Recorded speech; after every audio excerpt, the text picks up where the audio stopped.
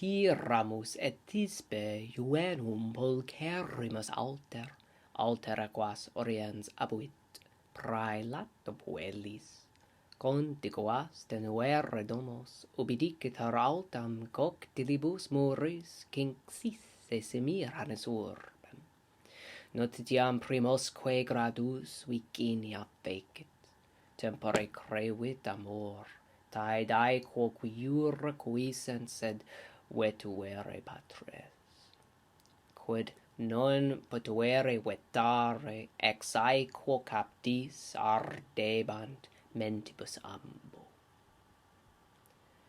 Pyramus and Thisbe, he most handsome of young men, and she preferred to all the girls which the Orient had. They occupied adjoining homes, where Semiramis is said to have surrounded the high city with walls of brick. Their proximity caused first acquaintance and first approaches. Their love grew with time. They would have joined with the law of marriage, but their fathers forbid it. But they couldn't forbid that which already both equally with captive minds were burning. Conscius omnis abest, nutu signisque locuntur, quoque magis tegitur, tectus magis aestuat ignis. Visus erat tenui rima, quam dux erat olim, cum fieret paries domui communis utrique. Id vitium nulli per saecula longa notatum, quid non sentit amor. Primi vidistis amantes, et vocis fecistis iter, tutaeque perilud murmura blanditi ai, minimo transire solevant. Every accomplice is gone. With nods and with gestures they speak, and the more it's concealed, the more their fire within them burns. There was a wall split by a slender crack, which had formed long ago, when it was made, a wall shared commonly between the houses. This little flaw known to no one through long ages, yet what does love not perceive? You lovers first saw, and you made the passage for your voices, and through that little crack your flirtations were accustomed to pass safely with the slightest of murmurs. Saip ubi constiterant hinc Thisbe Pyramus illinc, inque vices fuerant captatus angelitus oris.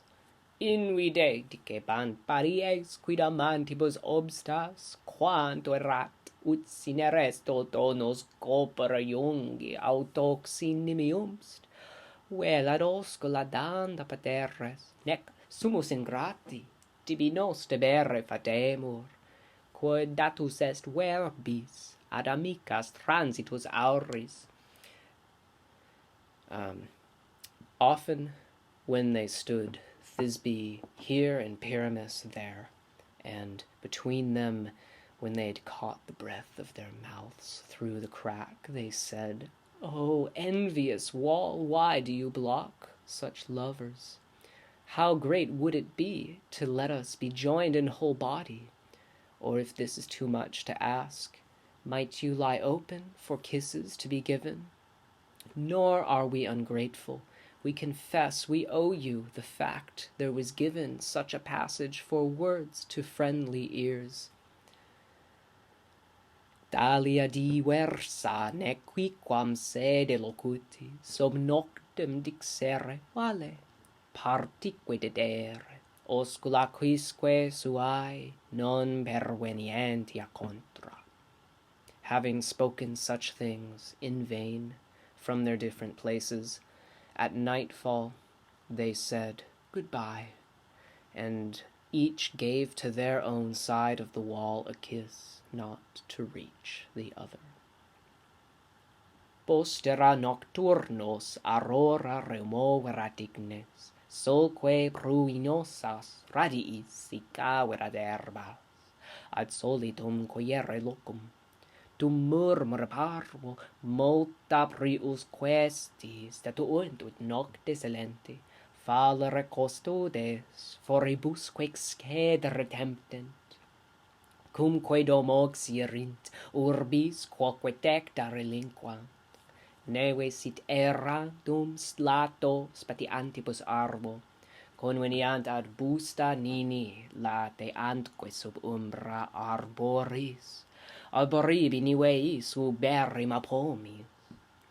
Ardua morus erat, gelido conterrima fonti. Okay. After the following dawn had removed the nocturnal flames, and when the sun with his beams had dried the frosty herbs, they met at their usual place, and then with low murmurs they bemoaned many things.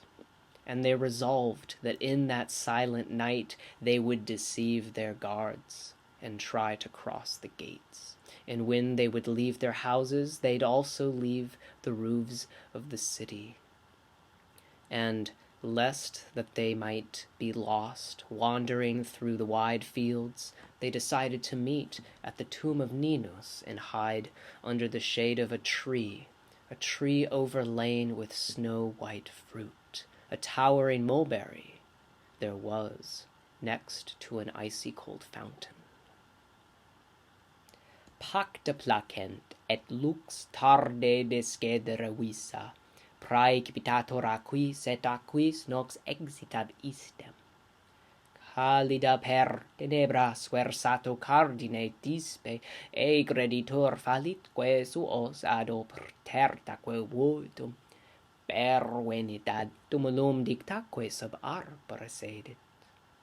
Audacem faciebat amor, vicet ecce regenti caede leaina boum spumantis oblita rictis, depositura sitim vicini fontis in unda. Quam proco ad lunae radios Babylonia Thisbe vidit et obscurum timido pete fugit in antrum, dumque fugit tergo, velamina lapsa relinquit. The plans were pleasing to them, and when light that seemed lately to depart is thrown upon the waters, and night rises from the same waters of the fountain, I assume. With the hinge having silently been turned, crafty Thisbe sets out through the darkness of night, and she deceives her own people, and having veiled her face, she comes to the tomb, and she sits under the mentioned tree. Her love was making her brave, when behold a lioness comes, whose foaming jaws were smeared by the recent slaughter of cattle, about to quench her thirst in the waters of the nearby fountain, whom from afar against the rays of the moon Babylonian Thisbe saw, and she fled with timid feet into a dark cave. And while she flees, she leaves behind her veil, having fallen from her back. Ut lea saeva sitim multa compescuit unda, dum redit in siluas, in ventos fortensine ipsa, orre cruentato tedues laniavit amictus. Just as the fierce lioness quenches her thirst with much waves of water, while she returned into the forest, by chance she mangled with her bloody mouth the thin veil found without Thisbe herself. Serius egressus vestigia vidit in alto, polvere certa ferrae totoque pauluit ore Pyramus, ut vero vestem quoque sanguine tinctam reperit, una duos in quid nox perdamantes, equibus illa fuit longa dignissima vitae, nostra nocens animast, ego te miserande per remi, in loca plena metus, qui usi nocte venires nec prior huc veni, nostrum divelite corpus, et scelerate ferro consumite viscor amorsu, o qui cumque sub hac habitatis rupe leones. Having left later after than she, Pyramus saw in the deep sand certain tracks of a wild beast, and with his whole face pale, when indeed he saw also her garment stained with blood. As soon as he saw it, he said, "One night will destroy two lovers, from which she was most worthy for a long life. Yet my soul is guilty. I killed you, O girl who must be pitied. I, who in places full of dread ordered you come by night, nor did I come here first. Rip apart my body and devour my wicked entrails with your fierce jaws, O whatever lions dwell beneath these rocks. Sed timidi est optare necem, but it belongs to a fearful man to hope for such a death. Velabine Thisbes, ut olit et ad pactae secumfert arboris umbram, utque dedit notae lacrimas, dedit oscula vesti, accipe nunc inquid nostri quoc sanguinis haustus, quoque rat acinctus de misit. He stopped talking there. Accipe nunc inquid nostri quoc sanguinis haustus. When he lifts up Thisbe's veil and he brings it with him to the shade of the tree that they agreed on, and he sheds forth tears and gives forth kisses to the well-known garment, and he says, "Take now also draughts of my blood. Quodque rata cinctus de misit in illi aferrum, nec mora ferventi moriense von retraxit, ut iacuit resupinus humo cruor emicat alte, non aliterquam cum vitiato fistula plumbo scingitur et denuis tridenti foramine longas iaculator aquas, at quictibus aere rumpit." Holy shit. After he said this, he sends forth into his bowels the sword with which he was girded, and without delay, dying, he dragged it from his steaming wound. And as he lay on his back on the humid ground, blood spurts forth high into the air, no less otherwise than when a pipe is split with damaged head and is cut, and through a thin hissing hole a long stream of water spurts forth and breaks the air with its strokes. Arborii fetus ad spergine caedis in atrum, vertuntur faciem, made factaque sanguine ratix, purpureo tinguit, pendenti amora colore. Thus the fruits of the tree turn their appearance to black with the sprinkling of slaughter, and the roots, soaked with pools of blood, they dye the hanging mulberries with a purple color. Ecce metu non dum positone falet amantem, illa redit juvenem coculis animoque requirit, quantaque vitarit narrare pericula gestit. Utque locum et visa conoscit in arbore formam, sic facit in certam pomi color, haeret an haexit, dum dubitat tremebunta videt pulsere cruentum memra solum, retroque petem tulit, oraque buxo pallidiora gerens ex horruit aequoris instar. Quid tremit exigua cum sumum stringitur aura. Woo. Behold, with her fear not yet put aside, Lest she deceive her lover, she returns and seeks the young man with her eyes and her spirit. She longs to tell him how many dangers she avoided, and as she recognizes the place and the form of the tree, yet the color of the fruit make her unsure.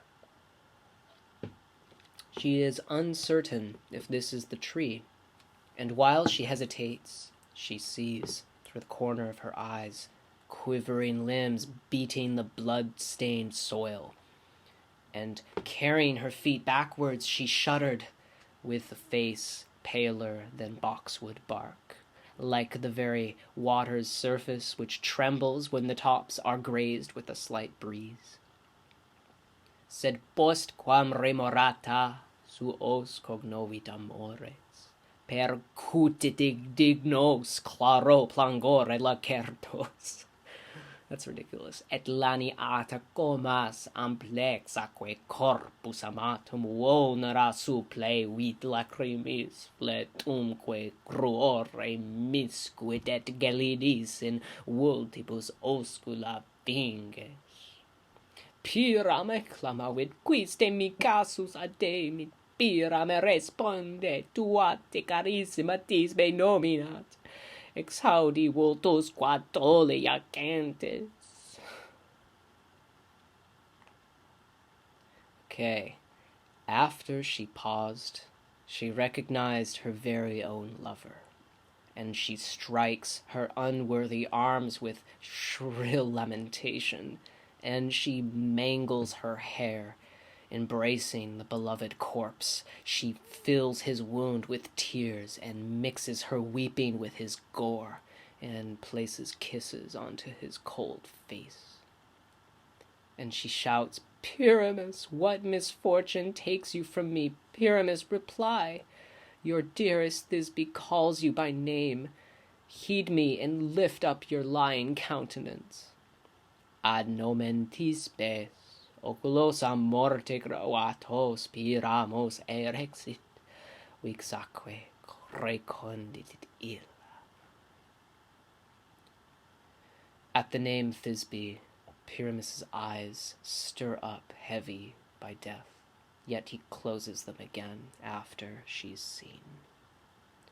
Quae postquam vestemque suam cognovit et ense vidit ebur vacuum, tua te manus inquit amorque perdit et infelix est et mi fortis in unum, hoc manus est et amor tapetic in vonera vires, persequar extinctum letique miserrima dicar causa comesque tubi, quique a me morte revelli, heu sola puteris nec morte revelli. Hoc tamen amborum verbis est dote rogati o multum miserere meus illi usque parentes, ut quos certus amor quos hora novissima junxit componi tumulo non in videatis eodem, at tu quae ramis abor miserabile corpus nunc degus unius mox est hectura duorum, signa tene caedis pulosque et luctibus aptos semp abe fetus gemini monumenta cruoris. After she recognized her veil, she saw his ivory sheath without its sword, and she said, Your hand and your love have destroyed you, O unworthy, unlucky one. For this one thing I have both, a brave hand and the love which will give strength to wounds. I'll accompany you into death, and most disturbed I'll be said to be your cause of death and your companion. You who couldn't be plucked away from me, alas, by death alone, nor can you be torn away by blood and death. That's awfully repetitive. However, be this to be asked with words of both, from both of us. Estote rogati verbi samborum. That's the best I can do. O most wretched parents of his and mine, begrudge us not, us whom certain love in the final hour have joined. Grant us to be placed together in the same tomb. But you, tree, who cover the miserable corpse of one, now with your branches, you are soon to cover the bodies of both. Hold your signs of this slaughter, and always have your dark fruit, fitting for sorrow, as tokens of double death. Dixit et aptato pectus mucrone sobimum incubuit ferro, quodad huc accaedit bebat, vota tamen digere deos, digere parentes, nam color in pomost, ubi permaturuit ater, quodque rogi superest, una requiescit in urna. She spoke, and with the edge of the sword placed under her abdomen, she fell upon the sword, which was still warm from his slaughter. But her prayers touched the gods and her parents, for the color in the fruit, when it has thoroughly aged, is black, and that which remains from the funeral pyre rests in a single urn. Whew, I made it. That was fun. That was a sight reading and translation of Pyramus and Thisbe. Truly, I've never read it before. I've heard it many times, and so let me know how I did. I can't vouch for the accuracy of all of that, but I just had Latin on my screen, and I was going as best as I could to make it English there. So if you have found your way to this video and watched it, obviously this is kind of my hobby, and I appreciate any tips, salutations, or condemnations that you might have. Anyways, thanks for watching. Valete, amici.